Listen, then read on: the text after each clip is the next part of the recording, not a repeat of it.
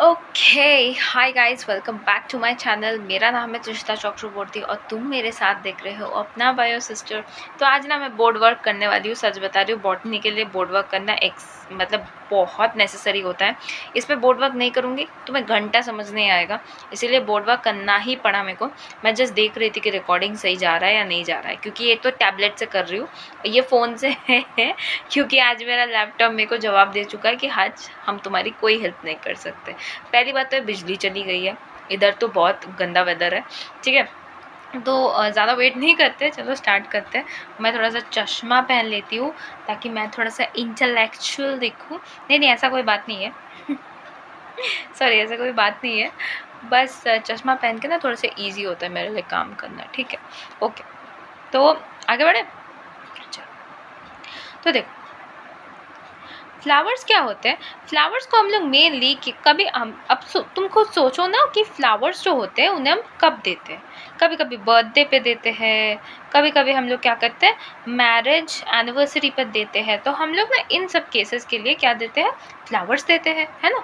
तो फ्लावर्स जब हम देते हैं तो कोई स्पेशल पर्पज से देते हैं, पर फ्लावर्स का मेन काम क्या होता है प्लांट्स के अंदर, यही तो आज पढ़ाई करनी है हमें। ठीक है, तो आज हम लोग पढ़ने वाले हैं कि फ्लावर्स का मेन काम क्या होता है। तो 4 different set of whorls floral members are attached to the central axis, जिसको हम लोग थैलेमस कहते हैं। थैलेमस कौन सा पार्ट होता है, ये जो बेसल पार्ट होता है ना, ये जो बेसल पार्ट होता है, इसे हम लोग क्या कहते हैं, थैलेमस कहते हैं। इसके ऊपर ये जो वॉल है, ये जो वॉल ये होल्ड करके रख रहा है, यही फ्लावर है। ठीक है, तो फ्लावर के ना बहुत सारे पार्ट्स होते हैं, जैसे कि कैलिक्स, कोरोला, एंड्रोशियम, गाइनेशियम। अब ये जो कैलिक्स एंड कोरोला है, ये इतना ज़्यादा इंपॉर्टेंट नहीं है, पर इसे पढ़ लेना एक बार अच्छी बात है। ठीक है, एंड एंड्रोशियम, गाइनेशियम बहुत इंपॉर्टेंट है, क्वेश्चन यहीं से बनते हैं। तो कैलिक्स एंड कोरोला की अगर मैं बात करूँ, इनका मेन काम क्या होता है, ये flower in the bud condition को प्रोटेक्ट करते हैं। यानी कि जब फ्लावर बिल्कुल बड कंडीशन में रहता है, बड कैसे रहता है, सपोज ये पत्ते हैं और यहाँ से तुम्हें एक अचानक से बड दिख जाएगा, ये एक बड हो गया। ठीक है, ये एक बड हो गया। ठीक है, तो ये बड हो गया, तो कुछ इस प्रकार क्या होता है, हमें बड दिखता है, तो ये बड सिचुएशन में क्या करता है, प्रोटेक्ट करता है। ठीक है, नाउ फोटोसिंथेटिक इन नेचर होते हैं ये लोग, यानी कि इनके अंदर भी कहीं ना कहीं तो क्लोरोफिल है। मैं सच बता रही हूँ कि नहीं बता रही हूँ, इनके अंदर भी कहीं ना कहीं क्लोरोफिल है। ठीक है, और ये क्या करते हैं, पॉलिनेशन के लिए अट्रैक्ट करते हैं। किसके लिए अट्रैक्ट करते हैं, मेरे साथ याद करते हुए चलो, पॉलिनेशन के लिए अट्रैक्ट करते हैं। ठीक है, उसके बाद आते हैं कोरोला। कोरोला पे क्या होता है, provides the colour for pollination. तो पहली बात है कि इन जो फ्लावर्स का जो कलर आता है ना, देखो इतना खूबसूरत सा एक फ्लावर आया है ना, और ये कलर मेरे को कितना पसंद आया। ये जो कलर है ये कोरोला को प्रोवाइड किया जाता है ताकि पॉलिनेशन हो पाए। उसके बाद फ्रेगनेंस भी दिया जाता है ताकि प्लांट्स के पास अट्रैक्ट भी किया जाए। ठीक है, उसके बाद प्रोटेक्शन दी जाती है प्लांट्स को। तो कैलिक्स एंड कोरोला का मेन काम क्या होता है, इनका मेन काम होता है प्रोटेक्शन करना। ठीक है, इनका मेन काम क्या होता है, प्रोटेक्शन करना। ठीक है, समझ में आया। ओके, इसके बाद हम लोग जाते हैं मेल रिप्रोडक्टिव सिस्टम में। याद रखना, मेल रिप्रोडक्टिव सिस्टम को हम लोग एक दूसरे नाम से जानते हैं, जो कि है एंड्रोशियम। ठीक है, हम लोग एंड्रोशियम नाम से भी इसको जानते हैं। अब हमारे पास एक स्टेमन आता है। अब तुम मुझे बताओ कि स्टेमन होता क्या है।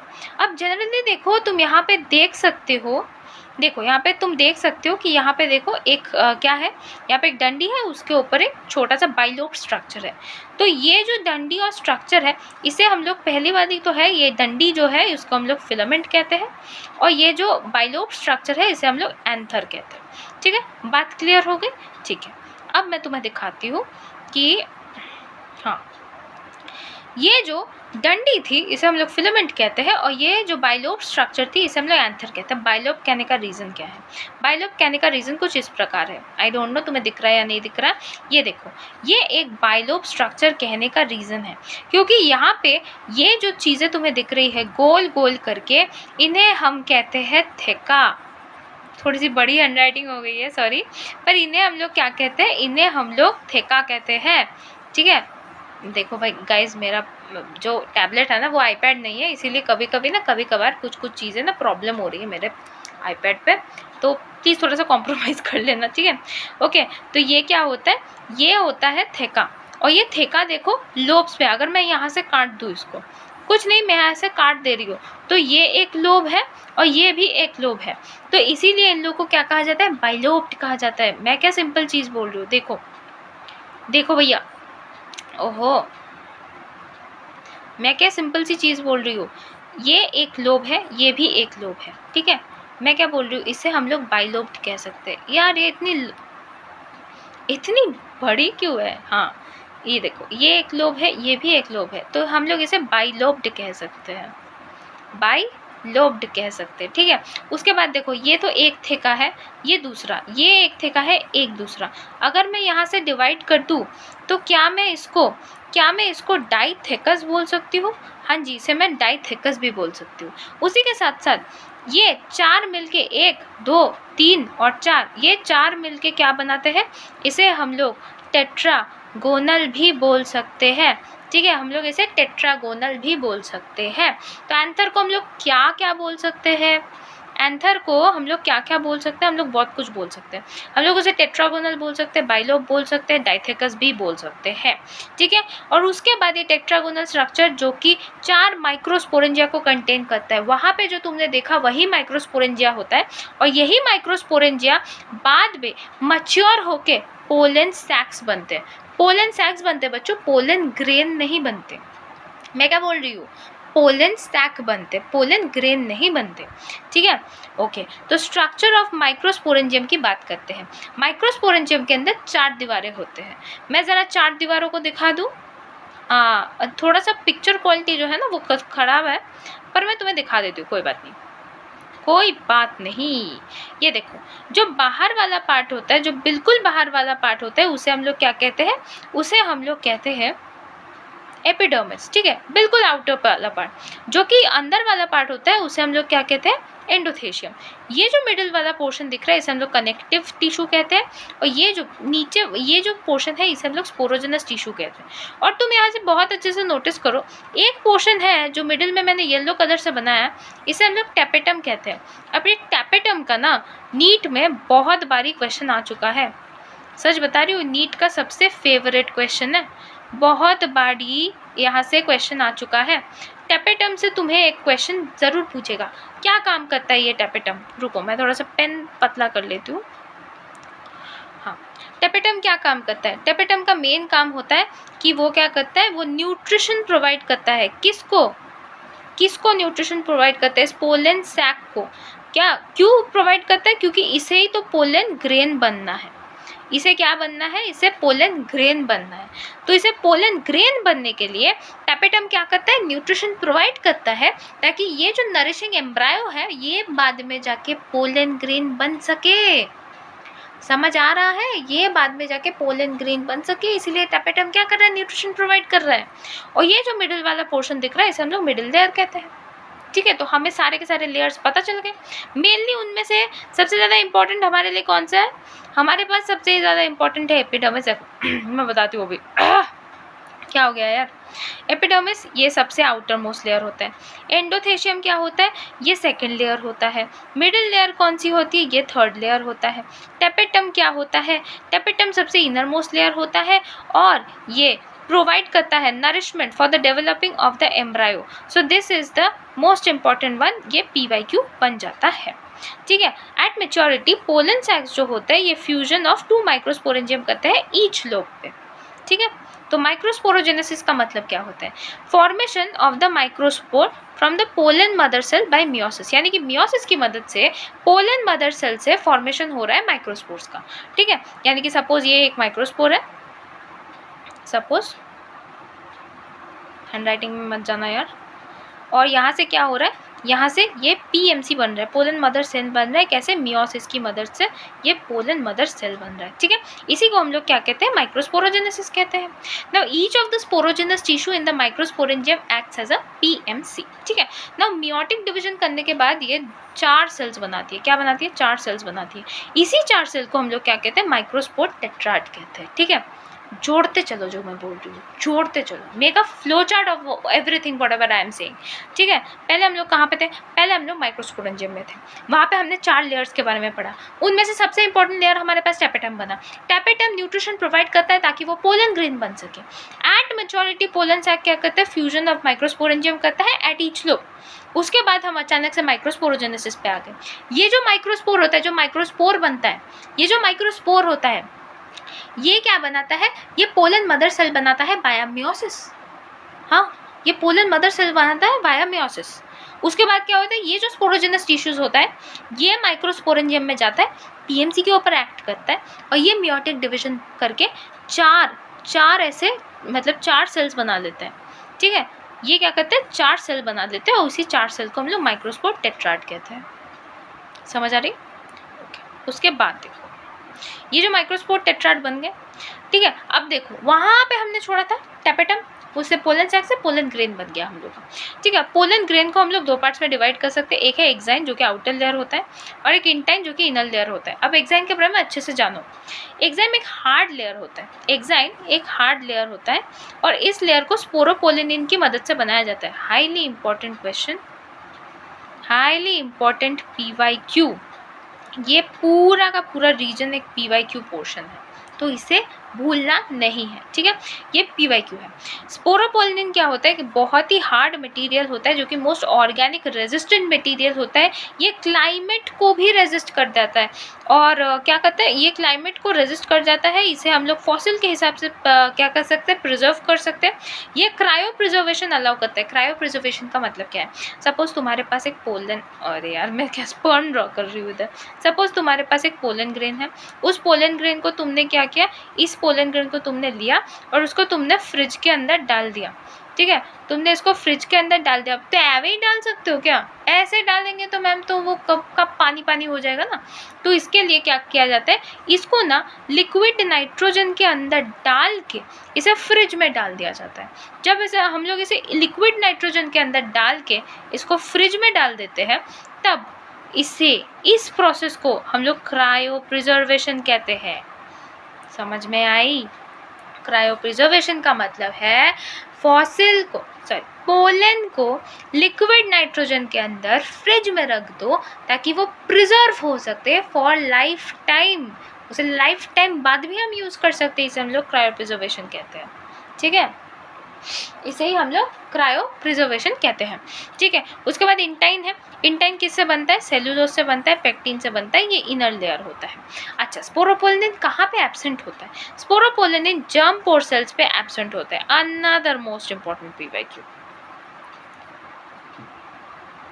ठीक है। समझ गए तुम लोग?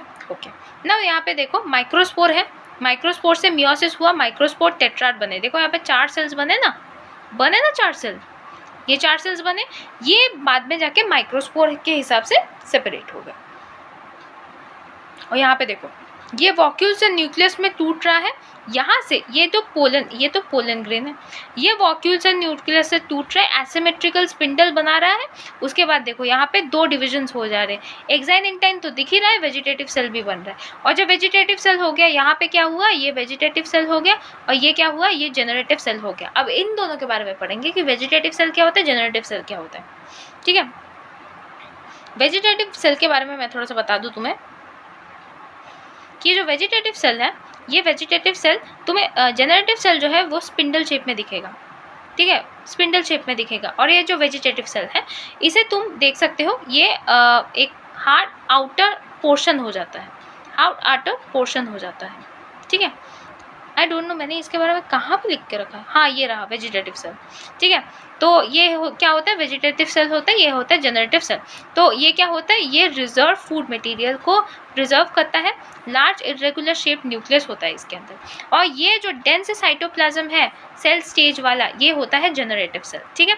तो 60% केसेस में हमें 2 सेल स्टेज दिखता है, यानी कि ऐसा दिखता है, ठीक है, 60% केसेस में।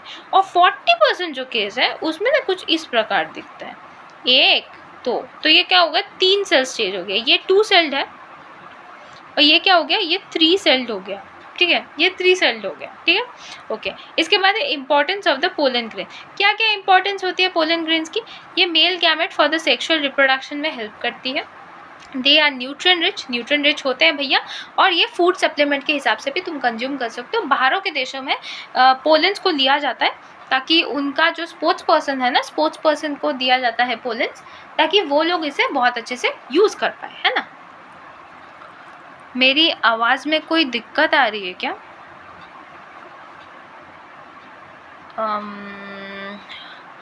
भैया मुझे तो नहीं लग रहा है।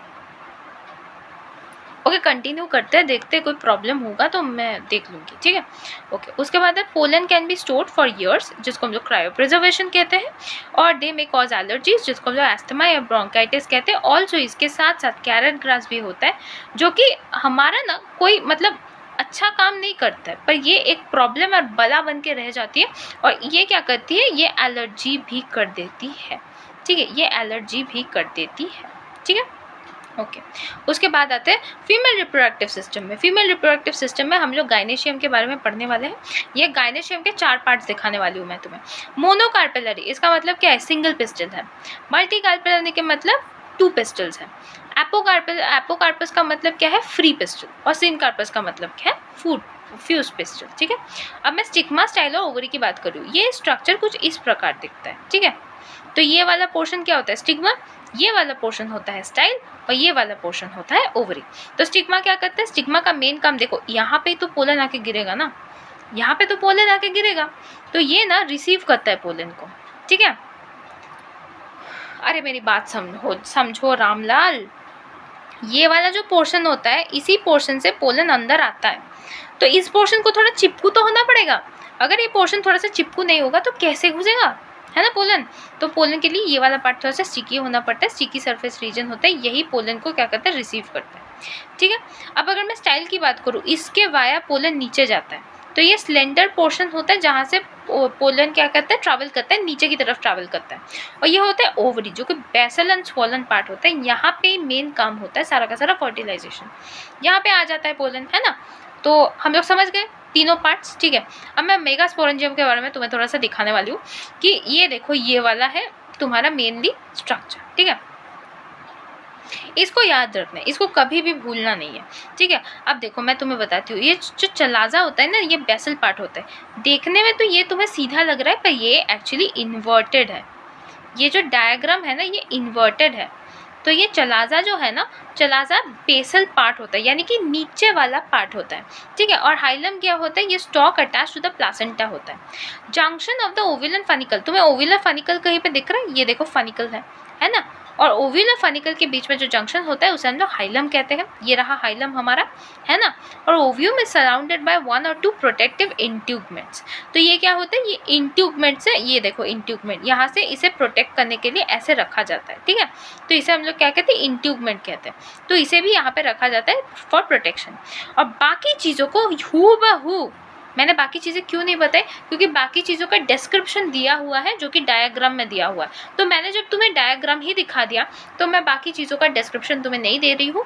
इस जो डायग्राम को है उसको अच्छे से देखना है तुम्हें, और इस डायग्राम को अच्छे से याद रखना है, क्योंकि क्वेश्चन तुमसे ऐसे नहीं पूछेगा कि इसके ऊपर क्या है, ये क्वेश्चन नहीं पूछता है, ठीक है। If you don't know what are the question asked, then ये क्वेश्चन नहीं पूछता है कि न्यूक्लियस के ऊपर कौन सा रीजन है, कौन सा पार्ट होता है। क्वेश्चन ऐसे पूछता है कि चलाजा क्या है, हाइलम क्या है, फनिकल क्या है। उससे भी बड़ी बात, ये वाला डायग्राम देके तुम्हें ABCD दे देगा, ABCD दे देगा, और तुमसे बताएगा कि बताओ भैया, तुमने तो बहुत NCERT पढ़ रखी है, बताओ मुझे कि ABCD क्या होगा, ठीक है। इतना ही सिंपल पूछता है तुमसे, ठीक है, ओके। ना मेगास्पोरोजेनेसिस की बात करते हो, जो काम की बात है वो उस पर आते हैं, मेगास्पोरोजेनेसिस। तो ये क्या होता है, हैप्लॉइड मेगास्पोर्स होते हैं, ठीक है।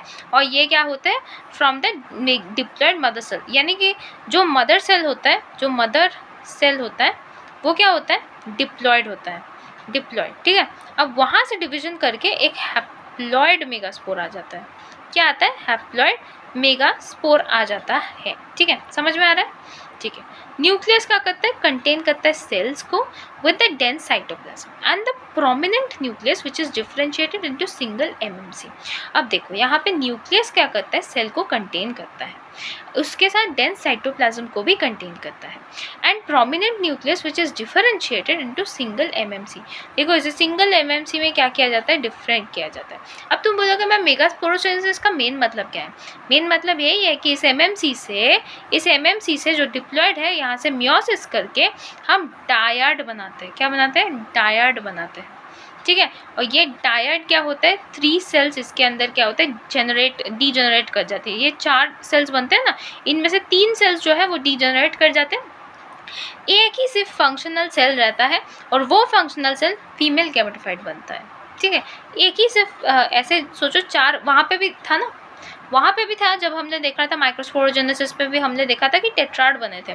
यहाँ पे हम उसे डायड कह रहे हैं, और इसमें से क्या होता है, 3 जो होते हैं वो खराब हो जाते हैं, ठीक है, खराब हो जाते हैं, सिर्फ एक जो है वो बचता है, और वही एक क्या बनता है, फीमेल गैमेटोफाइट बन जाता है, ठीक है। तो 2 सेल डिवाइड करते हैं, 4 हैप्लॉइड सेल्स बनते हैं जिसे हम लोग माइक्रोस्पोर टेट्राड कहते हैं, वहाँ से एक ही फंक्शनल निकलती है जो फीमेल गैमेटोफाइट बन जाती है, ठीक है, ओके। इसके बाद आता है मेगा गैमेटोजेनेसिस, जो इसको हम लोग मेगास्पोर भी कहते हैं। तो ये जो मेगास्पोर है, ये जो देखो ये जो फीमेल गैमेटोफाइट था, ये क्या बना, ये तो पहले मेगास्पोर बना ना। तो ये मेगास्पोर क्या करते हैं, पहले तो साइज में बड़ा होता है, साइज में बड़ा होने के साथ साथ क्या करता है, डिवाइड करता है, माइटोटिकली डिवाइड करता है। डिवाइड करके 2 न्यूक्लियाई बनता है जो कि ऑपोजिट पोल वाला होता है। तो 2 न्यूक्लियाई एम्ब्रायो सैक फॉर्म, ठीक है। अब ये जो डॉटर न्यूक्लियाई है, ये क्या करती है, डिवाइड करती है 4 न्यूक्लिएट स्टेज में जाने के लिए, ठीक है। ये जो डॉटर न्यूक्लियाई है, मैं तुम्हें सब उसके बाद समझाती हूँ। ये मेगास्पोर है, मेगास्पोर से डिवीजन हुआ, 2 न्यूक्लियाई बने, इन दोनों न्यूक्लियाई से क्या हुआ, डॉटर न्यूक्लियाइज बने, है ना, डॉटर न्यूक्लियाइज बने। ये डॉटर न्यूक्लियाइज ने क्या किया, 4 स्टेज दिए, ऐसे 4 न्यूक्लियर वाला स्टेज दिया, और ये क्या हुआ, 8 nucleate and 7 cell embryo stage इसने बना दिया। यानी कि इसके पास टोटल 8 न्यूक्लिएट थे। अब इसका अरेंजमेंट हम देखेंगे कि 8 न्यूक्लियस को कैसे अरेंज किया गया, ठीक है। तो इसकी अरेंजमेंट देखने के लिए हमें ये वाला डायग्राम देखने की काफ़ी ज़रूरत है, ठीक है। यहाँ पे देखो हमारे पास कुछ 8 न्यूक्लिएट थे, हमने अभी बताया है ना। तो यहाँ पे ना 3 न्यूक्लिएट ऐसे घुस गए, ठीक है, और यहाँ पे भी 3 न्यूक्लिएट ऐसे घुस गए, ठीक है। बचा दो, म्यूजिकल चेयर चल रहा है, एक साइड पकड़ डाल दिया, एक साइड पकड़ लिया, तो हम कहाँ पे जाए, हम बीच में जाके बैठ गए, अब जो हम बीच में जाके बैठ गए वो कौन है, जो हम बीच में जाके बैठ गए, हम है पोलर न्यूक्लियाई, ठीक है, हम है पोलर न्यूक्लियाई।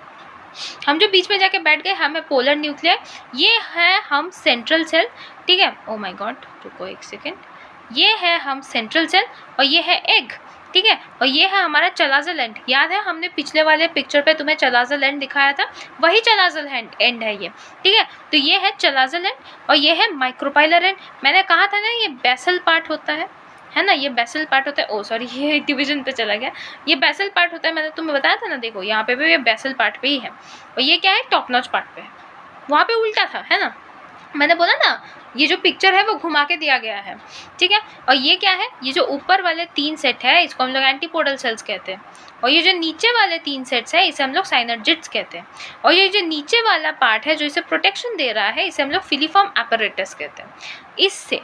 इससे नीट में PYQ आ चुका है, इसको बोर्ड्स में दिया गया था आइडेंटिफाई करने के लिए, ठीक है, और इसमें CUET से भी PYQ आ चुके हैं। अब आई होप मुझे बताने की ज़रूरत नहीं है कि ये वाला सेक्शन कितना इंपॉर्टेंट है। ये वाला जो डायग्राम है, तुम अपनी माँ बाप का नाम भूल जाओ पर ये डायग्राम नहीं भूलना है, ठीक है, ये डायग्राम नहीं भूलना है। मैंने दिखाया इसीलिए क्योंकि यहाँ से क्वेश्चन आते हैं, ठीक है, यहाँ से क्वेश्चन आते हैं, ओके। उसके बाद देखो, हाँ देखो मैंने यहाँ पे समझा भी दिया है इस चीज़ को। चलाजल पार्ट, माइक्रोपाइलर पार्ट, ये बेसल पार्ट हो जाता है, तो इसे हमेशा नीचे रहना पड़ेगा। अगर तुम्हें ये पता नहीं है कि कौन नीचे रहता है तो हमेशा याद रखना है कि माइक्रोपाइलर पार्ट जो है वही नीचे रहेगा। एंटीपोडल क्या होता है, 3 न्यूक्लिएट स्टेज में होता है, चलाजल एंड के करीब एंड सराउंडेड बाय साइटोप्लाज्म, और ये क्या होता है, 2 सेल्स के एडजॉइनिंग पे ये एक सेल बन के रह जाता है, ठीक है, ओके। तो इसी के साथ हमारा गायनेशियम भी खत्म हो गया। यानी कि सिंपल सी बात है, हमारे फ्लावर में जो जो इंपॉर्टेंट पार्ट्स थे वो हमने कवर कर लिए। तो मैम बचा क्या? बचा तो सबसे इंपॉर्टेंट पार्ट तो अभी स्टार्ट होता है, ठीक है। तो अभी हम लोग आ चुके हैं पॉलिनेशन की तरफ। पॉलिनेशन में क्या होता है? ट्रांसफर होता है। किसका ट्रांसफर होता है? पोलन ग्रेन्स का ट्रांसफर होता है। कहाँ से कहाँ पे होता है? पोलन ग्रेन्स अपना घर छोड़ के ओव्यूल पे जाके वहाँ से फर्टिलाइज हो जाता है, और इसी को हम लोग अच्छी भाषा में पॉलिनेशन कहते हैं। समझ आया? पोलन ग्रेन्स अपना घर छोड़ देता है और वो जाता है ओव्यूल के पास कि ओव्यूल चलो टाइम आ चुका है कि हम फर्टिलाइज करें, और जब हम फर्टिलाइज करेंगे तब उस प्रोसेस को हम पॉलिनेशन कहेंगे, ठीक है। समझ में आ गया? तो transfer of the pollen grains from the anther to the deposit of the stigma of the pistil, ठीक है। पॉलिनेशन के 3 पार्ट्स होते हैं, ठीक है, 3 पार्ट्स होते हैं। पहली होती है ऑटोगैमी, फिर होती है गेटोनोगैमी एंड फिर होती है जेनोगैमी, ठीक है। वेट एक सेकेंड रुको, थोड़ा सा दिक्कत हो रहा है मेरे को ऐसे काम करने में, नीचे नीचे काम करने में, तो मैं थोड़ा सा इधर मूव करती हूँ और इसका ब्राइटनेस भी थोड़ा सा बढ़ा लेती हूँ। ओके, तो देखो ऑटोगैमी, गेटोनोगैमी और जेनोगैमी, ठीक है, हमें पता है ये सब चीज़ें। तो ये जो ऑटोगैमी होती है इसमें क्या होता है? ट्रांसफर ऑफ पोलन ग्रेन्स होता है, ठीक है। सपोज ये ऐसा पोलन है, यहाँ पे ऐसा स्टिग्मा है और ये यहाँ पे ट्रांसफ़र हो रहा है। पर इसमें कंडीशन क्या है? ऑटोगैमी में क्या होता है? ये सेम फ्लावर के अंदर होता है, ठीक है, सेम फ्लावर के अंदर होता है। यानी कि समझ सकते हो सेम फ्लावर पे होने का मतलब क्या है? तुम इसी घर के बेटे हो और तुम इसी घर की बेटी से शादी कर रहे हो, यानी कि इसी घर की बहू आ रही है, ठीक है। मेरा मतलब समझे? तुम इसी घर के बेटे हो, तुम इसी घर की बहू से शादी कर रहे हो, ठीक है। तो इसका मतलब क्या रहा? इसी घर की चीज़ इसी घर पे रही। तो ऑटोगैमी में क्या हुआ? सेम फ्लावर में हुआ, यानी कि जो हमारे पास ऑलरेडी था उसी से प्रोडक्ट बनेगा, यानी कि जेनेटिक डाइवर्सिटी तो हुई ही नहीं। मैं क्या बोल रही हूँ? जेनेटिक डाइवर्सिटी हुई ही नहीं, उल्टा क्या हो गया? इंटरब्रीडिंग हो गया, इंटरब्रीडिंग हो गया, ठीक है। समझ में आया? उसके बाद देखो गेटोनोगैमी है हमारे पास। गेटोनोगैमी में क्या होता है? Transfer of the pollen grains होता है, सेम प्लांट पे होता है पर डिफरेंट फ्लावर्स में होता है। यानी कि उस केस में क्या था कि मैं भी जहाँ से, बहन भी वहाँ से, और हम दोनों में फ्यूजन चल रहा है। इस केस में क्या होता है? मैं जहाँ से, बहन वहाँ से नहीं है, पर फिर भी फ्यूजन चल रहा है एक ही घर में। ये भी तो इंटरब्रीडिंग ही हो गया। तुम एक ही प्लांट के अंदर 2 अलग अलग फूल से भी अगर पॉलिनेशन करते हो तब भी तो वो जेनेटिक डाइवर्सिटी हुई नहीं। तुम तो एक ही चीज़ की प्रोडक्ट को बार बार यूज़ करते जा रहे हो, है ना? मेरी बात समझ रहे हो क्या? आधा घंटा होने को चला। अरे है, अभी चैप्टर तुम्हारा 1 घंटे में हो जाएगा, या तो उससे भी कम टाइम लग सकता है, डोंट नो। अगर तुम्हारा लक अच्छा हो तो उससे भी कम टाइम लग सकता है, ठीक है। तो ये गेटोनोगैमी क्या हुआ? सेम प्लांट तो हुआ ही हुआ, डिफरेंट फ्लावर हो गया। जेनेटिक डाइवर्सिटी तो है ही नहीं। What am I saying? That there is no genetic diversity. This part is why this part is important, because इस part से PYQ आ चुका है, and not because of PYQ बेटा। मैं सच बता रही हूँ, इस part से ना तुमको ना confuse करेगा। ये तीनों तुम्हें दे देंगे, ये तीनों तुम्हें दे देंगे, और ये तीनों देने के बाद तुम्हें confuse किया जाएगा कि कौन से में क्या क्या होता है। बताओ हमें, ठीक है। इसीलिए मैंने यहाँ पे एग्जाम्पल्स तक लिख के रखे हैं, ताकि अगर बाई चांस तुम कंफ्यूज हो जाओ तो यहाँ से एग्जाम्पल से क्लैरिफिकेशन कर पाओ कि कौन सा किस में हो रहा है, ठीक है। तो हाँ, मैंने गेटोनोगैमी बता दिया। अब जेनोगैमी क्या है? जेनोगैमी है अच्छा बच्चा, वो अपनी माँ की बात सुन रहा है, ठीक है, वो अपनी माँ की बात सुन रहा है। वो बोल रहा है कि transfer of the pollen grains तो होगा, पर डिफरेंट प्लांट पे ही करेंगे। सेम प्लांट का झंझट ही नहीं है, ये सेम प्लांट से कोई काम ही नहीं करता, ठीक है। यानी कि यहाँ पे क्या हो रही है? जेनेटिक डाइवर्सिटी हो रही है, ठीक है, यहाँ पे जेनेटिक डाइवर्सिटी हो रही है, ठीक है। इसके बाद आते हैं contrivances devices for the self pollination. यहाँ पे हम लोग 2 फ्लावर्स के बारे में जानेंगे, एक है क्लिस्ट्रोगैमस, एक है होमोगैमी, ठीक है। क्लिस्ट्रोगैमस का मतलब क्या होता है? ये बाइसेक्सुअल फ्लावर्स होते हैं, और ये क्या होते हैं? क्लोज्ड होते हैं। ऐसा नहीं कि खुला हुआ नहीं रहता, जैसे ऐसे हम लोग देखते हैं ना फ्लावर्स ऐसे खुला हुआ रहते हैं, ऐसे पोलेंस रहता है, तो ये वैसा नहीं है। ये ऐसा फ्लावर है कि ये थोड़ा सा क्लोज्ड टाइप का रहता है। यहाँ पे तुम्हारा पिस्टल होता है, एंथर भी यहाँ पे होते हैं, पर ये क्या रहता है, क्लोज्ड रहता है। मैं क्या बोल रही हूँ, ये क्लोज्ड रहता है, इसीलिए इसको क्लीस्ट्रोगैमस, सी फॉर क्लीस्ट्रोगैमस, सी फॉर क्लोज्ड। तो ये क्लोज रहता है, विच इज़ नेवर ओपनड, और एंथर ऐसे ही डेहिसेंस करता है, यानी कि फटता है। एंथर ऐसे ही फटता है। मैंने कहा था ये जो वॉल्स मैंने तुम्हें दिखाए थे ना, अरे कहाँ चला गया, मैंने मेरे नोट्स को खुद पकड़ के गंदा कर दिया किसी और की ज़रूरत ही नहीं है। हाँ, ये देखो, ये जो वॉल्स है ना, इन वॉल्स के होने का और एक रीज़न है कि एंथर क्या करता है, फटता है। तो ये जो तीनों है ना, ये मिलके एंथर को ना फटने से मतलब लाइक अ प्रोटेक्शन देते हैं, ठीक है, they give a protection like that, okay. और ये डेहिसेंस ना क्लीस्ट्रोगैमस के अंदर भी होता है। ये डेहिसेंस क्या होता है, क्लीस्ट्रोगैमस के अंदर भी होता है, और एंथर डेहिसेंस करता है पर क्लोज फ्लावर के अंदर, यानी कि वो तो क्लोज है, यहीं से ये फट गया, ठीक है, यहीं से ये फट गया, ठीक है। तो इसका एग्जाम्पल है कॉमेलिया, ठीक है। और ये क्या करता है, ये सीड्स प्रोड्यूस करता है इन एब्सेंस ऑफ पॉलिनेशन, जो इसका सबसे कमाल का फीचर है। क्लीस्ट्रोगैमस में ये चीज़ थोड़ी सी याद रखनी है, क्योंकि क्वेश्चन यहीं से बनता है कि क्या क्लीस्ट्रोगैमस प्रोड्यूस कर सकता है सीड्स को इन एब्सेंस ऑफ पॉलिनेशन, तो हाँ कर सकता है, ठीक है, ओके। इसके बाद आता है होमोगैमी। होमोगैमी एक ऐसी कंडीशन होती है of the maturity of the anther and the sigma at the same time, यानी कि एंथर और सिग्मा दोनों एक ही टाइम पे मैच्योर हो रहे हैं, दोनों पॉलिनेशन कर रहे हैं, सुखी संसार बता रहे हैं, ठीक है। इसमें क्या, किसमें होता है, काथारेंथस, यानी कि ऐसा होता है ना कभी कभी कि स्टिग्मा सोचो थोड़ी से पहले क्या किया, रिप्रोड्यूस कर लिया, एंथर उसके बाद में जाकर रिप्रोड्यूस किया। पर इस केस में क्या हो रहा है, सब कुछ परफेक्ट टाइमिंग पे चल रही है, बिल्कुल सेम टाइमिंग पे चल रही है, फर्टिलाइजेशन भी सेम टाइमिंग में हो रही है, उसके बाद वो एक फूल बन जा रहा है, सब कुछ एक ही टाइम पे हो रही है, बहुत परफेक्ट हो रहा है, ठीक है, ओके। उसके बाद आते हैं सेल्फ पॉलिनेशन पे। सेल्फ पॉलिनेशन पे क्या होता है, एडवांटेज भी होते हैं, डिसएडवांटेज भी होते हैं। अब इसे मैं तुम्हें रट्टा मारने नहीं बोलूँगी, तुम मेरी आंखों की तरफ देखो और बताओ कि इसमें एडवांटेज क्या क्या है।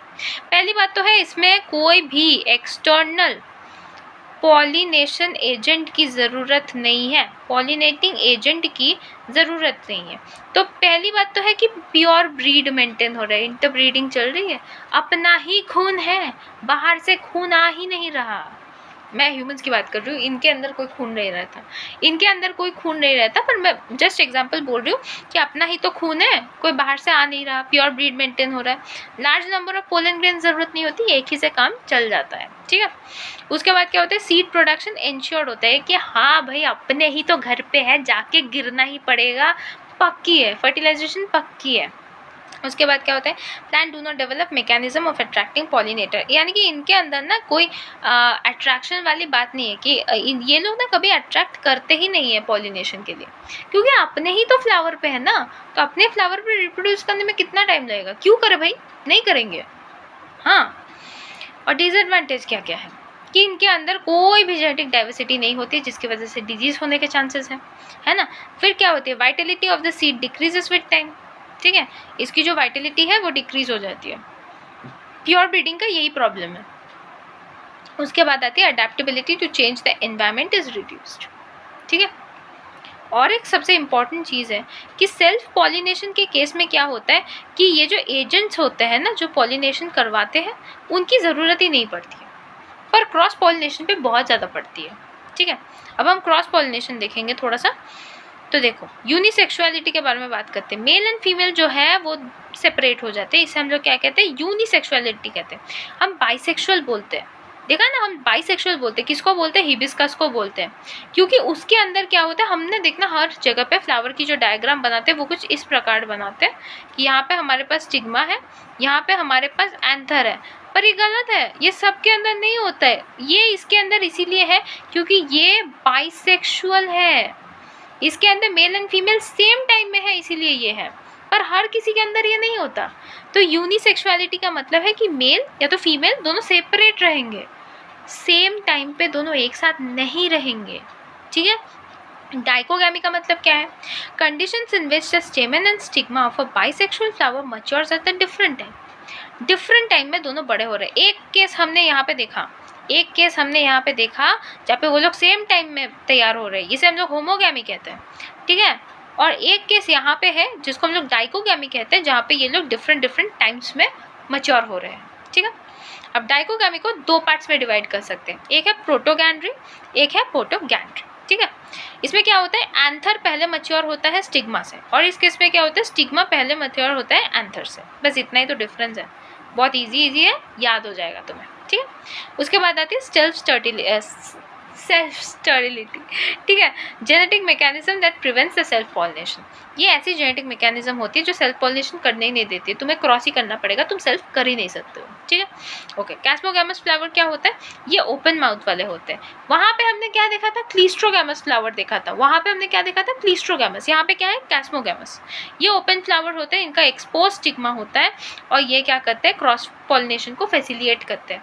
और ये वैसे फ्लावर्स होते हैं जो खुले हुए रहते हैं, जैसे कि मैंने हिबिस्कस ड्रॉ किया अभी कुछ देर पहले, वैसे होते हैं। ठीक है, उसके बाद आते हैं क्रॉस पॉलिनेशन पे।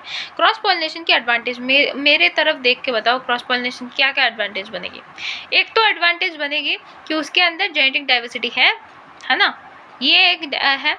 उसके बाद इन लोगों के पास एक्सटर्नल एजेंट्स रहते हैं पॉलिनेशन करवाने के लिए, इन लोगों के पास नेक्टर भी प्रोड्यूस होता है पॉलिनेशन करवाने के लिए, है ना। और डिफेक्टिव कैरेक्टर्स भी कभी कभी क्या होता है, एलिमिनेट हो जाते हैं। ठीक है, और एक न्यू ट्रेट भी आ जाता है इनके अंदर। ठीक है, पर डिसएडवांटेज की अगर हम लोग बात करें तो large number of pollen grains क्या होते हैं, नहीं रीच कर पाते पॉलिनेशन के लिए, इसीलिए पोलन्स वेस्ट होते हैं। ठीक है, there is always a chance that pollination may not occur, कि पॉलिनेशन ना भी हो सकता है, क्योंकि तुम दूर हो, तुम देख नहीं पा रहे हो कि पॉलिनेशन हो रहा है या नहीं हो रहा है, क्योंकि दूसरे प्लांट पे जाके हो रहा है। ऐसा तो नहीं कि मेरे प्लांट पे आके हो रहा है कि मैं श्योर रहूँगी कि हाँ हो जाएगा हो जाएगा, तो इसीलिए हम लोग श्योर नहीं रह पाते हैं। और ये क्या होता है, ये लेस इकोनॉमिक भी होता है, जो कि अपने सेम फ्लावर के अंदर पॉलिनेशन करवाते हैं वो मोर इकोनॉमिक होता है। ठीक है, अब हम लोग बात करते हैं कुछ पॉलिनेशंस के बारे में, जैसे कि हाइड्रोफिली। हाइड्रोफिली का मतलब है वाटर पॉलिनेशन।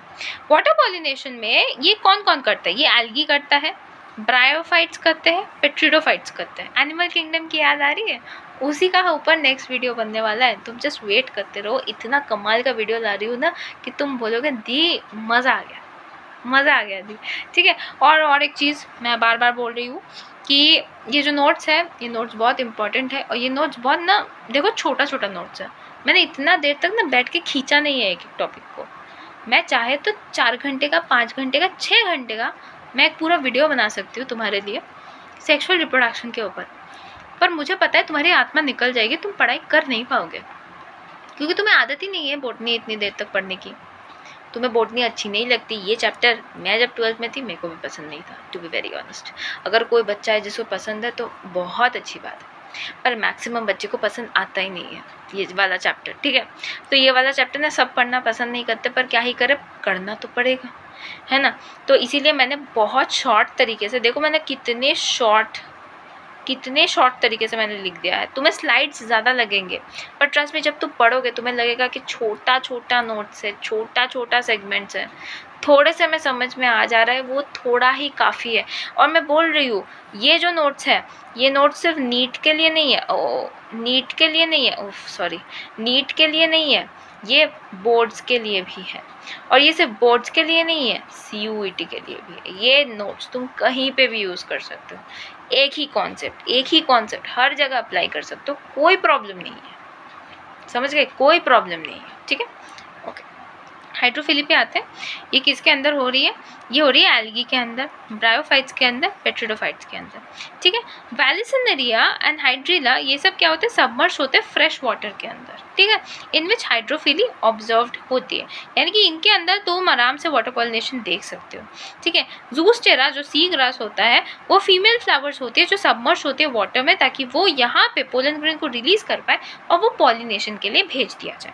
ठीक है, इसके बाद हम लोग मिलते हैं एनेमोफिली के ऊपर। मैंने कहा ना मैं ज़्यादा टाइम वेस्ट नहीं कर रही हूँ एक टॉपिक के ऊपर, जितना ज़रूरी है मैं उतना बता रही हूँ, जहाँ से क्वेश्चन आता है मैं वो वाला पार्ट तुम्हें बता रही हूँ। Okay, I hope you understand. अगर मैं तुम्हारे साथ एक टॉपिक को लेके बार बार दिमाग खराब करती फिरूंगी तो ज़्यादा कुछ नहीं होगा, तुम स्टक फील करोगे, तुम्हें ये चैप्टर हार्ड लगेगा, एंड अल्टीमेटली तुम क्या करोगे, तुम इस चैप्टर को छोड़ के चले जाओगे, तुम्हारा बैकलॉग बन जाएगा, और लास्ट मोमेंट पे तुम रोते रहोगे कि मैंने ये चैप्टर क्यों साल के पहले ही नहीं कर लिया था, क्योंकि मुझे ये चैप्टर पसंद नहीं आ रहा था, मैंने नहीं किया, और बाद में जाके I am regretting that I have not done this chapter, है ना। तो इस सिचुएशन से अच्छा है कि हम थोड़ा थोड़ा पढ़े, पूरा चीज़ पढ़े पर थोड़ा थोड़ा करके पढ़े, ताकि हमारे दिमाग में ज़्यादा प्रेशर नहीं जाना चाहिए। मैंने ऑलरेडी तुमको बहुत कॉम्प्लिकेटेड चीज़ें पढ़ा दी है यार, ये कम कॉम्प्लिकेटेड नहीं है जो मैंने तुम्हें पढ़ाया है कुछ देर पहले। इसी से तुम उभर के नहीं आ पा रहे हो, इसी से तुम उभर के नहीं आ पा रहे हो। मैं कैसे एक्सपेक्ट कर लूँ तुमसे, मैं कैसे एक्सपेक्ट कर लूँ तुमसे कि तुम कुछ और करो, है ना। तुम्हें मैं बैठ के तो एनसीईआरटी रट्टा दिला सकती थी, पर मैं क्यों नहीं दिला रही हूँ, क्योंकि मुझे लग रहा है कि कंटेंट जितना क्रिस्प होगा, जितना छोटा होगा, उतना अच्छा होगा। अब उसमें तुम्हें लग सकता है कि दीदी ने तो बहुत सारी लाइन स्किप कर दी है एनसीईआरटी से। मैंने स्किप इसीलिए किया क्योंकि पीवाईक्यू नहीं आते हैं और वहाँ से एक्सपेक्टेड क्वेश्चंस भी नहीं आते हैं। जितना इम्पोर्टेंट है उतना मैंने यहाँ पे कवर किया हुआ है। मुझे तो आइडिया है, मैंने तो पेपर दिया था यार, मुझे तो आइडिया है कि कितना आता है कितना नहीं आता है, तो मैंने उसी तरीके से अरेंजमेंट किया है। अगर तुम्हें किसी भी पॉइंट पे जाके लगे कि दीदी ये वाला टॉपिक मिस कर रही है, वो मिस कर रही है, वो मिस कर रही है, क्योंकि रीज़न है, क्योंकि यहाँ से क्वेश्चन आने के चांस नहीं है, तो मैं तुम्हें क्यों ज़्यादा प्रेशर दूँ, जबकि तुम्हें बॉटनी इतनी अच्छी लगती भी नहीं है ना। जो जेनेटिक्स पढ़ना कुछ अलग बात है, वो बॉटनी पढ़ने जैसा नहीं होता, क्योंकि यहाँ पे तुम्हें प्लांट के पार्ट के बारे में पढ़ना पड़ रहा है, वहाँ पे कुछ और ही पढ़ रहे हैं हम, वो इंटरेस्टिंग होता है। मुझे पता है कितना इंटरेस्टिंग होता है जेनेटिक्स, तो वो और इसमें तो अंतर है ना बेटा, ठीक है। तो ये कोई नहीं बोलेगा कि दीदी आप स्किप कर चुकी हो। मैं स्किप कर रही हूँ इसका मतलब वो नॉन इम्पॉर्टेंट है। मैं बार बार बोल रही हूँ मैं स्किप कर रही हूँ, इसका मतलब वो नॉन इम्पॉर्टेंट है, वो इतना इम्पॉर्टेंट नहीं है जितना ये सारे लाइंस हैं, क्योंकि यहाँ से पीवाईक्यू आ चुका है। मैं हर जगह बैठ के तो मार्क नहीं कर सकती कि आप पीवाईक्यू, यहाँ पे पीवाईक्यू, यहाँ पे पीवाईक्यू, नहीं होता है। इतना ज़्यादा कैसे मार्क करें, पर वो नोट्स ऐसे बनाओ कि उसे देख के समझ में आए, अरे यार दीदी ने पूरा पीवाईक्यू से नोट्स बना दिया है। ऐसे नोट्स बनते हैं, ठीक है, ऐसे नोट्स बनाए जाते हैं, ऐसे नोट्स बनाना चाहिए, ठीक है। इसलिए उस चीज़ के बारे में ज़्यादा दिमाग खराब मत करो कि आपने कुछ छोड़ दिया, क्योंकि तुम्हें लास्टली एनसीईआरटी पढ़नी पड़ेगी, है ना। The final truth is you have to read the NCERT. जब हम लोग एनसीईआरटी पढ़ेंगे तब हम लोग उस चीज़ को इंक्लूड करके पढ़ लेंगे, क्योंकि उस चीज़ से कोई क्वेश्चन नहीं आ रहा है, वो चीज़ इंपॉर्टेंट नहीं है, इसीलिए हम स्किपिंग इट। इसको सोचने का ये रीज़न नहीं है कि दीदी कॉन्शियस थी नहीं, इसीलिए दीदी ने वो वाला पार्ट स्किप कर दिया, ठीक है। बहुत बातें कर ली, ठीक है। अब एनिमोफिली की बात करते हैं, जिसको हम लोग विंड पॉलिनेशन कहते हैं, ठीक है। विंड पॉलिनेशन में क्या होता है, पोलन ग्रेन्स जो होते हैं वो लाइट वेट के होते हैं। ऑब्वियसली विंड के साथ उसको उड़ना पड़ेगा, तो लाइट वेट का तो होना ही पड़ेगा। स्टेमन क्या होते हैं, वेल एक्सपोज्ड होते हैं, स्टिकी होते हैं, लार्ज फेदरी होते हैं। स्टेमन को थोड़ा सा स्टिकी होना पड़ेगा, ज़्यादा खुला हुआ होना पड़ेगा, ताकि पोलन आके घुस जाए उसके अंदर, है ना। सिंपल सी बात है, अगर ये बड़ा नहीं होगा तो पोलन आके घुसेगा कैसे, है ना। फिर क्या होता है, इनमें इन्फ्लोरेसेंस आता है, यानी कि अगर कोई स्मेल है इनके अंदर तो वो स्मेल भी इसके अंदर दिखाई देता है, ठीक है। उसके बाद ये सिंगल होता है और ओव्यूल प्रेजेंट होता है ईच ओवरी में, ठीक है। उसके बाद आता है एंटेमोफिली। एंटेमोफिली का मतलब है इंसेक्ट पॉलिनेशन। इंसेक्ट पॉलिनेशन के केस में क्या होता है, फ्लावर्स ना लार्ज होते हैं, तो इन मतलब इंसेक्ट्स को देख के क्या लगता है कि इतना बड़ा फूल है, हमें इतने सारे हनी मिलेंगे, हम जाएंगे उनके पास, ठीक है। ये उनके अंदर एक मेंटालिटी चलती है, इसीलिए फ्लावर्स लार्ज होते हैं, स्टिकी होते हैं, ब्राइटली कलर्ड होते हैं। क्योंकि जब क्या होता है कि सपोज़ कोई फ्लावर है, यहाँ पे जब कोई भी इंसेक्ट सपोज ये एक इंसेक्ट है, वो आके जब हनी ले रहा है तब वो पोलन को यहाँ पे ड्रॉप करेगा और ये पोलन जाके ओव्यूल के अंदर बैठ जाएगा, ठीक है। ये ओव्यूल के अंदर जाके बैठ जाएगा, ठीक है। तो if the small number of the flowers are clustered into the inflorescence and take the conspicuous, ठीक है, and they have the honey and nectar glands, ताकि इंसेक्ट यहाँ पे फटाफट आ जाए और पोलन को यहाँ पे ड्रॉप कर दे, ठीक है। तो पोलन ग्रेन स्टिकी होते हैं क्योंकि of the exine layer. Exine layer इस केस में क्या होता है, स्टिकी एंड हो जाता है, ताकि वो क्या करे, ओव्यूल के अंदर आसानी से घुस जाए, ठीक है। ओके, आर्टिफिशियल हाइब्रिडाइजेशन की अगर बात करूँ, इमैस्कुलेशन एंड बैगिंग होती है। तो इमैस्कुलेशन का मतलब है ये एंथर के फटने से पहले किया जाता है। क्या किया जाता है, एंथर को ना रिमूव कर दिया जाता है बाइसेक्सुअल प्लांट से।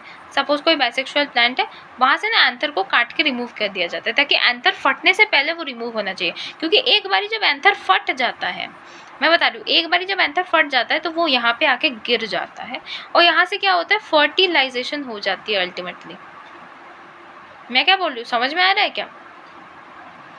अच्छा कोई बात नहीं, मैं दिखाती हूँ, wait wait wait wait wait wait, मैं दिखाती हूँ तुम्हें। सपोज ये एक मेरे पास क्या है, स्टिग्मा है, स्टिग्मा है ये मेरे पास, ठीक है, ये एक स्टिग्मा है और यहाँ पे मेरे पास ना कुछ एंथर्स थे। अब इन एंथर्स के डेहिसेंस यानी कि फटने से पहले, ये जो एंथर है ना, इनके फटने से पहले इनको रिमूव कर दिया जाता है। जब हम इसे रिमूव कर देते हैं तो इनके अंदर क्या होती है, फर्टिलाइजेशन नहीं होती है, फर्टिलाइजेशन नहीं होती है, ठीक है। और वहीं पे अगर ये बाई चांस यहाँ पे घुस गया तो क्या होगा, फर्टिलाइजेशन हो जाएगा। तो अब तुम्हें समझ में आ रहा है कि इसे क्यों हटाया जाता है? अब तुम्हें समझ में आ रहा है क्यों हटाया जाता है? इसी के लिए हटाया जाता है। यहाँ से सीबीएसई बहुत बारी क्वेश्चन कर चुकी है, यहाँ से सीबीएसई ने बहुत बारी क्वेश्चन कर चुकी है कि इमैस्कुलेशन एंड बैगिंग के बारे में हमें बताओ कि वो क्या होता है, ठीक है। इमैस्कुलेशन एंड बैगिंग के बारे में बताओ क्या होता है। तो पहली बात तुम लिखोगे क्या, इमैस्कुलेशन, ये है इमैस्कुलेशन। तो इमैस्कुलेशन कब होता है, बिफोर द एंथर के डेहिसन से पहले होता है, क्योंकि अगर ये डेहिसन के बाद में होगा तो फर्टिलाइजेशन हो जाने के चांसेस है ना। तो ये एंथर के डेहिसन के पहले होता है। एंथर को रिमूव किया जाता है बाइसेक्सुअल प्लांट से बाय द फोर्सेप्स, ठीक है। फोर्सेप्स यानी कि वो चिमटा, हाँ ठीक है। उसके बाद आता है बैगिंग। बैगिंग क्या होता है, ये प्रिवेंट करता है contamination of the unwanted pollen. जब अनवांटेड पोलन की कॉन्टामिनेशन को प्रिवेंट करने के लिए इसे किया जाता है। ये दोनों सीबीएसई पर्सपेक्टिव से काफ़ी इंपॉर्टेंट है। अगर तुम्हारा बोर्ड सीबीएसई है, अगर तुम 12 बोर्ड देने वाले हो इस साल, तो ये तुम्हारे मतलब पर्सपेक्टिव से काफ़ी इंपॉर्टेंट टॉपिक है। नीट में तो इसके कम सवाल दिखे हैं, पर सीबीएसई में इसका हर साल एक सवाल आता है। लाइक हर साल नहीं आता, पर एक पीवाईक्यू है, मतलब कि एक बहुत ही इंपॉर्टेंट पीवाईक्यू है सीबीएसई का, ठीक है। उसके बाद आते हैं डबल फर्टिलाइजेशन पे। डबल फर्टिलाइजेशन का मतलब तुम्हें क्या समझ में आ रहा है, फर्टिलाइजेशन हो रहा है, 2 बारी हो रहा है, ठीक है। अब मैं दिखाती हूँ कैसे हो रहा है। सपोज ये एक मेल गैमेट है, ये मेल गैमेट क्या कर रहा है, पहले तो फ्यूज कर रहा है एग के साथ, तो ये बना रहा है साइनर्जिड, ठीक है, ये बना रहा है साइनर्जिड, ठीक है। और ये अनदर मेल गैमेट है जो कि फ्यूज कर रहा है पोलर न्यूक्लियाई के साथ। ये एग के साथ फ्यूज नहीं कर रहा है, ये फ्यूज कर रहा है पोलर न्यूक्लियाई के साथ at the centre to produce a triploid. ये एक ट्रिप्लॉइड बना रहा है जिसका नाम है PEN, primary endosperm nucleus, primary endosperm nucleus, जिसको हम लोग ट्रिपल फ्यूजन के नाम से भी जानते हैं। यानी कि सिंपल बात मैं बताऊँ तुम्हें कि सपोज ये तुम्हारा एक मेल गैमेट है, इसने क्या किया, ये इसने एग के साथ मिलकर फर्टिलाइजेशन किया तो एक साइनर्जिड बन गया, ठीक है, साइनर्जिड बन गया। पर इसने क्या किया, इसने जाके वो बीच का जो न्यूक्लियस था ना उनके साथ फ्यूजन किया, तो यहाँ पे ट्रिपल फ्यूजन हो गया, ठीक है, ट्रिपल फ्यूजन हो गया। और ये जो साइनर्जिड और ट्रिपल फ्यूजन है, ये मिलके बनाते हैं डबल फर्टिलाइजेशन। समझ आ रहा है, ये दोनों मिलके क्या बनाते हैं, डबल फर्टिलाइजेशन बनाते हैं। क्लियर? ये बहुत इजी है, इसको ना थोड़ा सा तोड़ के पढ़ना पड़ता है कि डबल फर्टिलाइजेशन, बहुत लोग होते हैं ना कि बैठ के पूरा डेफिनेशन याद करने बैठ जाते हैं। अरे यार पानी गिर गया मेरा। अच्छा भाई पानी पी लो यार, बहुत देर से हम लोग क्लास कर रहे हैं, 47 मिनट से मैं बके जा रही हूँ, माय गॉड।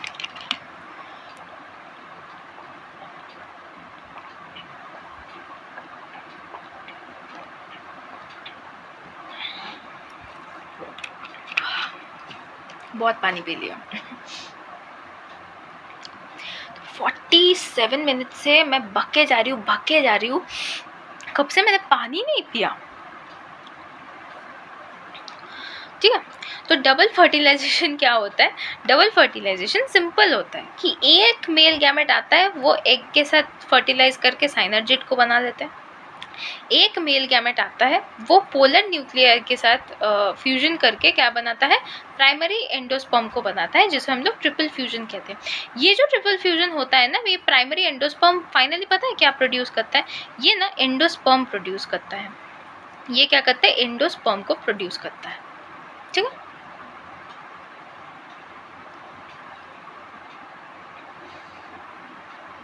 तो ये देखो एंडोस्पर्म क्या करता है, डेवलप करता है इनटू एम्ब्रायो। ये एंडोस्पर्म क्या करता है, एम्ब्रायो बन जाता है। तो ये एंडोस्पर्म क्या किया, एम्ब्रायो बन गया। और ये कहाँ से डेवलप हुआ, प्राइमरी एंडोस्पर्म न्यूक्लियस से डेवलप हुआ। अब ये क्या करता है, ये न्यूक्लियर डिवीजन करता है जहाँ से फ्री न्यूक्लियर आता है, ठीक है। Cell wall forms the periphery and endosperm become cellular, ये सेल्यूलर बन जाता है। ये जो एंडोस्पर्म है ये बाद में जाके सेल्यूलर बन जाता है ना। अगर मैं फंक्शंस की बात करूँ, cells of an endosperm tissues are triploid, ये ट्रिप्लॉइड होते हैं क्योंकि हमें पता है यहाँ पे ट्रिप्लॉइड फ्यूजन हो रहा था, तो इसीलिए ये ट्रिप्लॉइड इन नेचर ही होंगे। और ये क्या करते हैं, ये रिजर्व फूड मटेरियल रखते हैं to nourish the developing embryo, मतलब कि ये काम किसकी तरह करते हैं, ये टैपेटम जैसा काम करता है। ये भी अपने अंदर फूड मटेरियल रखता है ताकि ये नरिशमेंट दे पाए डेवलपिंग एम्ब्रायो को, ठीक है। The walls of the tender coconut in the centre is a free nuclear endosperm. जो कोकोनट का वॉल होता है ना, सपोज ये मैं एक कोकोनट का, हाँ ये जो कोकोनट का वॉल होता है ना, ये सपोज एक कोकोनट है और ये कोकोनट का जो वॉल होता है ये होता है न्यूक्लियर एंडोस्पर्म, ठीक है। ये होता है कि न्यूक्लियर एंडोस्पर्म। और ये जो अंदर वाला पार्ट होता है ये क्या होता है, ये मेन एंडोस्पर्म होता है, ठीक है। और ये मेन एंडोस्पर्म खाना चाहिए। तो आज से सीख के रखो, नारियल पानी मस्ट है, नारियल पानी पीना है, ठीक है, नारियल पानी पीना है, ओके। इसके बाद आता है एम्ब्रायो डेवलपमेंट। हमने कहा एंडोस्पर्म से क्या हुआ, एंडोस्पर्म से क्या हुआ, एम्ब्रायो बन गया। अब हम लोग एम्ब्रायो के बारे में भी थोड़ा सा बात करेंगे, है ना। तो एम्ब्रायो बना हमारे यहाँ पे, ये early development of the embryo है जहाँ से जाइगोट बनता है एंड इसका न्यूट्रिशन प्रोवाइड करती है एंडोस्पर्म खुद, ठीक है। कि हमें 2 मिनट पहले पता चला कि एंडोस्पर्म इसकी न्यूट्रिशन प्रोवाइड करती है ना, ये वाला पॉइंट लिखा हुआ है ना यहाँ पे, ठीक है, ओके। उसके बाद ये जाइगोट क्या करता है, ये ट्रांसफर डिवीजन करता है, तो इसके अंदर 2 टाइप के सेल्स बनते हैं, इनके अंदर 2 टाइप के सेल्स बनते हैं। ओहो, एक सेल तो ये वाला बनता है, ठीक है, ये एक सेल है, ठीक है, और ये दूसरा सेल है। अब मैं पहले इसके बारे में बात करती हूँ, ठीक है, मैं पहले इसके बारे में बात करती हूँ। तो ये जो लार्ज सेल बना है ये क्या करता है, बहुत सारा डिवीजन करता है और ये क्या बनाता है, ये देखो, ये डिवीजन करने के बाद कुछ सेल्स को बनाता है, ऑलमोस्ट 6 से 8 सेल्स बनाता है जिसको हम लोग क्या कहते हैं, सस्पेंसर कहते हैं। ये 6 से 8 सेल बनाता है जिसको हम लोग सस्पेंसर कहते हैं, ठीक है। और यहाँ पे देखो ऊपर वाले पार्ट पे ना हमें माइक्रोपाइलर एंड पे फर्स्ट सेल दिखता है जिसको हम लोग हॉस्टियम कहते हैं, और चालाजल एंड पे हमें लास्ट सेल मिलता है जिसको हम लोग हाइपोफाइसिस कहते हैं। ये मैं तुम्हें बता रही हूँ तुम्हारे कॉन्सेप्ट को स्ट्रॉन्ग बनाने के लिए। ये पार्ट शायद ही तुम लोगों को बहुत लोग स्किप करवा देते हैं, पर ये मैं बता रही हूँ फॉर कॉन्सेप्ट। कॉन्सेप्ट ले लो भैया यहाँ से, कॉन्सेप्ट के लिए ये वाला पार्ट मैं बता रही हूँ तुम्हें कि फर्स्ट वाला जो सेल है वो हॉस्टियम होता है और जो लास्ट सेल है वो हाइपोफाइसिस होता है। कौन से रीजन्स पे होता है, ये होता है चलाजल रीजन पे, ये होता है माइक्रोपाइलर रीजन पे, ठीक है। और ये जो स्मॉल सेल है ये क्या करते हैं, क्वाड्रेंट स्टेज बनाते हैं, यानी कि ये एम्ब्रायोनिक सेल बनाता है, ठीक है। और ये वर्टिकल डिवीजन करता है, ठीक है। ये क्या कर रहा था, ये ट्रांसवर्स डिवीजन कर रहा था, ठीक है। ये ट्रांसवर्स डिवीजन कर रहा था, ये वर्टिकल डिवीजन कर रही है। पूरा नोट्स गंदा कर दिया मैंने पर कोई बात नहीं, तुम्हें समझ आया तो नोट्स गंदा हुआ तो कोई फ़र्क नहीं पड़ेगा क्योंकि मैंने तुम्हारे नोट्स को अलग से साइड करके रख दिया है। तो ये नोट्स अगर गंदा भी हो जाए तो कोई फ़र्क नहीं पड़ता तुम्हारा नोट्स ऑलरेडी रखा हुआ है, उसको बस मैं टेलीग्राम पे भेज दूँगी आफ्टर द क्लास, ठीक है। आफ्टर वीडियो अपलोड्स मैं भेज दूँगी और तुम्हें क्या करना है, सिर्फ मेरे टेलीग्राम पे एक लिंक को क्लिक करके मेरे टेलीग्राम पे आना है, वहाँ से नोट्स लेके चले जाना है, दैट्स इट। इतना ही तो काम करना है सिर्फ, ठीक है। तो ये हो गया एम्ब्रायो डेवलपमेंट के बारे में। अब हम लोग पढ़ने वाले हैं कि डाइकॉट एम्ब्रायो क्या होता है और मोनोकॉट एम्ब्रायो क्या होता है। डाइकॉट के केस में एम्ब्रायनल एक्सेस होता है, portion of the embryonal axis को कॉटलिडन कहा जाता है, यहाँ पे हमें एपिकोटाइल मिलता है, ये ट्यूम्यूल और द बेबी शूट्स कहा जाता है। Cylindrical portion below the level of the cotyledon उसे हम लोग हाइपोकोटाइल कहते हैं, यानी कि कॉटलिडन के अपर वाले पोर्शन को एपिकोटाइल कहा जाता है, लोअर वाले पोर्शन को हाइपोकोटाइल कहा जाता है, और इसे रेडिकल और द रूट टिप भी कह सकते हो।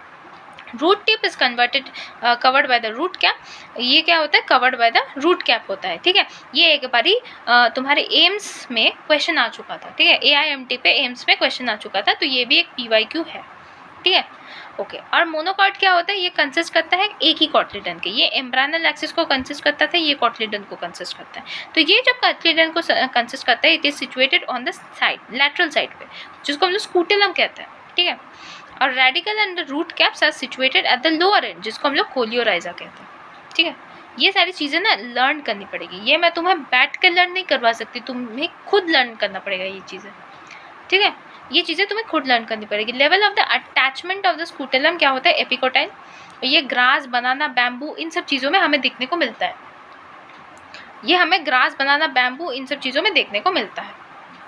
ठीक है, ये एप्पल, रेडिश, ये सब क्या डाइकॉट एम्ब्रायो है। ठीक है,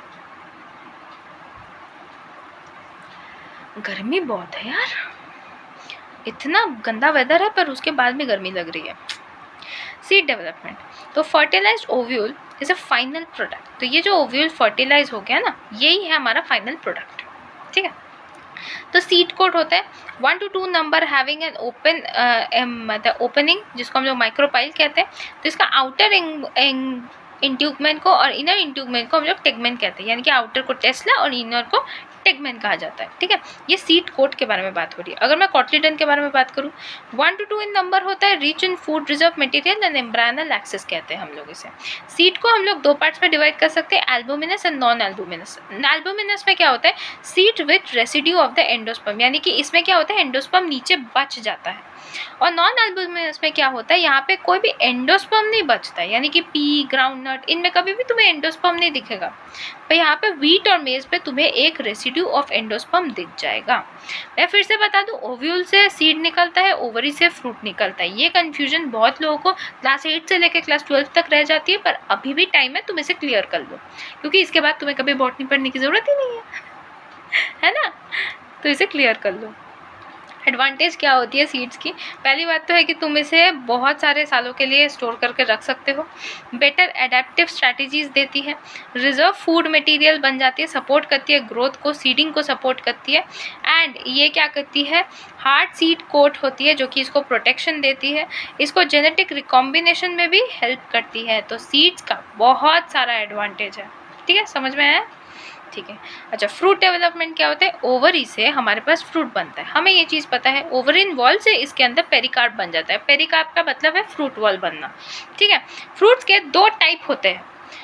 मैं बता दूं, ये वाला पार्ट जो है ये PYQ इम्पॉर्टेंट पार्ट है फॉर नीट और for CBSE, specially for CBSE, क्योंकि CBSE से यहाँ से एक सवाल या तो MCQ या तो 2 मार्क क्वेश्चन में पूछ लिया जाता है। और मैं बताऊँ यहाँ से सबसे ज़्यादा फेमस सवाल क्या है, द मोस्ट फेमस क्वेश्चन, मैं यहाँ पे लिख भी देती हूँ, the most famous question ask from here, why apple is a false fruit. तो मैं ये स्लाइड तुम्हें पढ़ाने के बाद तुम्हें समझ में आ जाएगा कि एप्पल को फॉल्स फ्रूट क्यों कहा जाता है। ठीक है, तो देखो, फ्रूट को हम लोग दो पार्ट्स में डिवाइड करते हैं, एक होता है ट्रू फ्रूट, एक होता है फॉल्स फ्रूट। ट्रू फ्रूट में क्या होता है, ये ओवरी से ही डेवलप होता है, ओवरी से ही डेवलप होके ये फ्रूट आता है, इसीलिए उसको ट्रू फ्रूट कहा जाता है। जैसे कि पी, व्हीट, मेज, ये सब है ना, गेहूँ वेहूँ, ये सब क्या होता है, ये ओवरी से ही डेवलप होके आते हैं। भाई जो फॉल्स फ्रूट है, इसमें है ट्विस्ट, क्योंकि ये डेवलप ओवरी से एंड थैलेमस से होता है, यानी कि ये कम्प्लीटली ओवरी से डेवलप होके नहीं आ रहा है, इसीलिए ये फॉल्स फ्रूट है। और इसमें देखो कौन आ रहा है, एप्पल आ रहा है, स्ट्रॉबेरी आ रहा है। तो क्या तुम इस चीज़ का आंसर अभी मुझे दे पाओगे कि एप्पल को क्यों फॉल्स फ्रूट कहा जाता है? Because it is developing from the ovary and thalamus, it's not only developing from the ovary. अगर ओनली आता तो ये ट्रू फ्रूट बन जाता, पर यहाँ पे फॉल्स फ्रूट क्यों है, क्योंकि यहाँ पे थैलेमस एंड ओवरी दोनों से डेवलप होके आती है ये, इसीलिए इसे फॉल्स फ्रूट कहा जाता है। The most famous question of CBSE, ये CBSE का सबसे आइकॉनिक क्वेश्चन है। हर साल एक बार ये लोग ये क्वेश्चन देते ही हैं, मतलब प्रतिष्ठा बन गई है इन लोग की। ठीक है, ओके, अब देखो, फ्रूट वॉल जो होता है वो क्या होता है, एपिकार्प होता है, मेसोकार्प होता है, एंडोकार्प होता है। जो एपिकार्प होता है वो आउटर वाला पार्ट होता है, मिडिल वाला पार्ट मेसोकार्प होता है, इनर वाला पार्ट एंडोकार्प होता है। ठीक है, पता चल गया। अब लास्ट पार्ट तुम्हारा, लाइक वाओ, अगर तुम अभी तक क्लास पे हो तो वाओ, तुमने 1 घंटे का क्लास कंप्लीट किया मेरे साथ। मैं ड्रॉपर्स को बोल रही हूँ, 1 घंटे का क्लास कंप्लीट किया मेरे साथ, वो चैप्टर पढ़ने में जिसे तुम्हें पढ़ने में बिल्कुल भी अच्छा नहीं लग रहा था, है ना, पर देखो तुमने कितनी खूबसूरती से कंप्लीट कर लिया। और अगर तुम इस नोट्स को कलेक्ट करोगे तो तुम्हारे प्रिपरेशन में 4 चांद आ जाएंगे, है ना। तो तुम्हारी प्रिपरेशन में 4 चांद लाने के लिए तुम्हें क्या करना है, NCERT का चैप्टर तो पढ़ना ही पड़ता है, और उसके साथ साथ एक टेलीग्राम से ये नोट्स कलेक्ट करना है। मैं बोल रही हूँ, इन नोट्स को कलेक्ट करने में बोल रही हूँ ना, कोई रीज़न है। इन नोट्स से एक बच्चे ने 300 लाया है, मेरे ही क्लास का, मेरे से ही पढ़ता था। 300, ठीक है, किसमें? 360 में। अब तुम बोलोगे मैम इससे बेटर मेरे मार्क्स आए हैं, ठीक है, इससे बेटर भी मैं लाई हूँ, तो मैं बताऊँ, मैं 360 में 360 ही लाई हूँ। बेटर मार्क्स मैंने 360 में 360 ही स्कोर किया है नीट 2024 में, ठीक है। नीट 2024 में मैंने 360 में 360 ही स्कोर किया है, क्योंकि मुझे था बैठना इस साल ऐसे ही। तो अगर कोई बच्चा यहाँ से 300 लाता है, अगर कोई बच्चा फिजिक्स में 180 की जगह 60 भी लाता है, कोई नहीं तो 160 लाता है, सॉरी 60 लिख रही हूँ, 160 लाता है, अगर कोई बच्चा 180 में से 170 भी लाता है, तो क्या तुम्हें लगता है ये मार्क्स कम है? पर इस मार्क्स के चलते तो तुम्हें सिलेक्शन मिलेगा नहीं, है ना। पर ये मार्क्स तुम्हें सिलेक्शन दिला सकती है, ये वन स्टैंड अलोन सिलेक्शन नहीं दिला सकती, पर ये दिला सकती है। ये अगर इन दोनों के साथ ऐड हो जाए तो ये तुम्हें सिलेक्शन दिला सकती है। तो ये 300 मार्क्स किसी ने अगर इस नोट्स से लाए हैं, तो मैं बोल सकती हूँ सीना ठोक के कि मेरा एक स्टूडेंट ला रहा है, नेक्स्ट साल मेरे और स्टूडेंट्स लाएंगे, और मैं गारंटी के साथ बोल सकती हूँ ये नोट्स तुम्हारी सिलेक्शन लाएगा। क्यों? क्योंकि ये एनसीईआरटी से लिया हुआ है। अरे जो एनसीईआरटी पढ़ता है वही तो सिलेक्ट होता है, और जो एनसीईआरटी से नोट्स बनाता है, जो एनसीईआरटी से नोट्स बनाता है वही तो टॉपर होता है, वही तो AIR लाता है ना। चलो लास्ट स्लाइड बचा हुआ है, जल्दी से कंप्लीट कर लेते हैं, 1 घंटा पार हो चुका है हम लोग का, ठीक है। पार्थेनोकार्पिक फ्रूट क्या होता है? Fruit which is formed without fertilisation. अच्छे से ये बात समझना, मेरी बात सुनो। अभी हमने पढ़ा फॉल्स फ्रूट, ठीक है, हमने पढ़ा फॉल्स फ्रूट, हमने पढ़ा पार्थेनोकार्पिक फ्रूट। दोनों में डिफरेंस क्या है? ये ओवरी और थैलेमस से डेवलप होके आ रही थी, और इसके केस में क्या हो रहा है, जो फ्रूट बन रहा है वो तो विदाउट फर्टिलाइजेशन बन रहा है। ओवरी से डेवलप होके आएगी तभी ना फर्टिलाइजेशन होगा। यहाँ पे तो ओवरी का कोई स्टोरी नहीं है, ठीक है। पार्थेनोकार्पिक फ्रूट पे ओवरी की देयर इज नो स्टोरी, ठीक है। So these do not have any seeds, seeds नहीं है तो फर्टिलाइज कहाँ से होंगे? इनके पास कोई सीड्स नहीं होता। किसके पास नहीं होता? बनाना के पास नहीं होता। तो ये भी पूछ सकता है कि बनाना क्यों पार्थेनोकार्पिक फ्रूट है, बताओ। क्योंकि भैया इसका तो कोई फर्टिलाइजेशन ही नहीं होता। तो फॉल्स फ्रूट और पार्थेनोकार्पिक को कोई कंफ्यूज नहीं करेगा। मैं क्या बोल रही हूँ? फॉल्स फ्रूट और पार्थेनोकार्पिक को कोई कंफ्यूज नहीं करेगा, ठीक है। एपोमिक्सिस क्या होता है? एपोमिक्सिस के केस में sexual reproduction by formation of seed without fertilisation. अब यहाँ पे आता है कैच। अब यहाँ पे कैच आता है। क्या कैच आता है कि पार्थेनोकार्पिक में भी तुम बोल रहे हो कि विदाउट फर्टिलाइजेशन हो रहा है, यहाँ पे भी तुम बोलते हो कि ये भी विदाउट फर्टिलाइजेशन हो रहा है। मांजरा क्या है? दोनों तो सेम होना चाहिए था। ये ना फर्टिलाइज्ड होने का ढोंग करती है, ये फर्टिलाइज होने का ढोंग करती है। ये फेक फर्टिलाइजेशन होता है, ठीक है, ये फेक फर्टिलाइजेशन होता है। ये डिप्लॉयड एग फॉर्म होता है, डिप्लॉयड स्टार्ट डिवीजन। यहाँ पे कहीं पे भी लिखा हुआ है कि डिप्लॉयड होता है, यहाँ पे तो कंप्लीटली लिख रहा है कि सीड ही नहीं होता। यहाँ पे क्या होता है? डिप्लॉयड एग फॉर्म होता है, ठीक है, and diploid egg starts division embryo without fertilisation. ये एक ऐसा एम्ब्रायो बनता है जिसका फर्टिलाइजेशन ही नहीं होता। हाँ, यहाँ पे भी बन रहा है, पर ये ना ढोंग करती है, ढोंग, कि ये फर्टिलाइजेशन होने का ढोंग करती है। इसीलिए मैं बार बार लिख रही हूँ फेक फर्टिलाइजेशन। ये फर्टिलाइजेशन होती नहीं है पर दिखती है फर्टिलाइज होने वाली जैसी। तो इसीलिए दोनों में अंतर है, इसमें भी कंफ्यूज नहीं हो रहा। फॉल्स फ्रूट पार्थेनोकार्पिक पे कंफ्यूज नहीं हो रहा, पार्थेनोकार्पिक और एपोमिक्सिस पे कंफ्यूज नहीं हो रहा, ठीक है। उसके बाद आता है पॉली एम्ब्रायो। इसका मतलब है occurrence of more than one embryo in a seed. तो बहुत सिंपल है, ये ऑरेंज में हमें देखने को मिलता है। ऑरेंज क्या, पपाया वपाया हर चीज़ में देखने को मिलता है, ठीक है। एंड इसी के साथ हमारा आज का क्लास हुआ समाप्त। तो ये जो नोट्स है, इस नोट्स को मैंने गंदा किया है पर ये नोट्स बहुत ब्यूटीफुल नोट्स हैं। हाँ, मेरे दिल के जिगर के टुकड़े जैसा नोट्स है ये मेरा, और इस नोट्स को तुम एक्सेस कर सकते हो मेरे टेलीग्राम पे। तो आई होप तुम्हें आज का क्लास मज़ा आया होगा और नेक्स्ट हम लोग जेनेटिक्स के साथ स्टार्ट करने वाले हैं। अगर तुम्हें ये वीडियो पसंद आती है तो प्लीज़ लाइक करो, शेयर करो, सब्सक्राइब करो और अपने दोस्तों को भी भेजो ताकि वो भी रिवाइज कर सके इस चैप्टर को। एंड बहुत मज़ा आया आज तुम लोगों के साथ। तो मिलते हैं किसी और वीडियो में, तब तक के लिए गुड बाय एंड